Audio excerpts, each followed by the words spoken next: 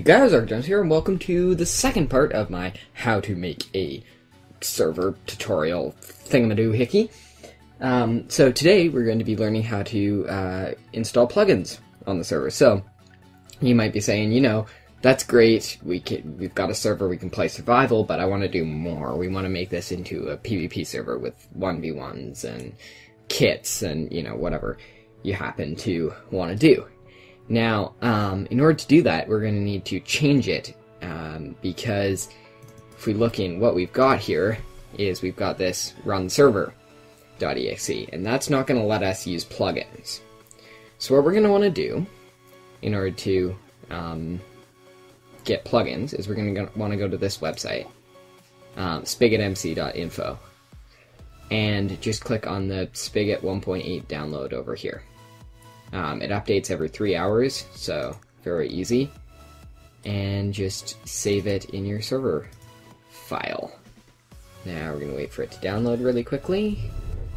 And I'll be right back. Alright, so here we are. We are all done. And we've got this in here. We're going to want to rename this to just Spigot. And we also, so next thing we want to do is create a new text document. I'm going to call it start. Going to open it up, and we're going to paste this code in here. I will put this code in the description. Now there are some variables you can change. If you want more RAM to be allocated to your server, you can change these, that, and that to like whatever you want in megabytes if it has an M after it, and if you want it in gigs you can put a G after it. And then what you want to do is go File, Save As, go down here, this is really important, click on All Files, and then go into the name and type start.bat. It has to be .bat, and then click Save. Now you can close this, it'll have created a start.bat, which is a Windows batch file. We can delete this, and we can also delete this. Now we've got this, we've got our spigot jar and our start.bat, and we just want to double click on the start.bat.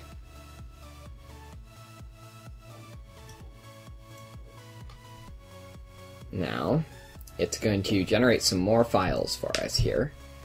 So it's done all of that. It's going to generate some more files for us here. And those files are, it's going to generate the world nether and world the end file. It's going to generate a permissions.yml, sorry, a bucket.yml, and a commands.yml. Pretty sure that's it. Oh, and a plugins folder.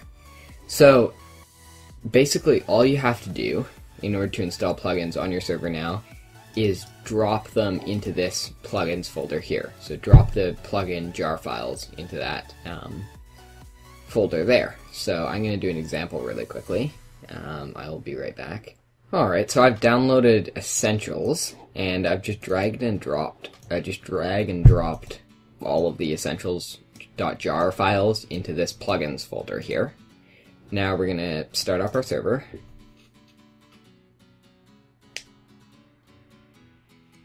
Boop, boop, boop, boop, boop, boop, boop. Okay, and I will meet you in game. Alright, so here we are in game. We're going to connect to our local host server.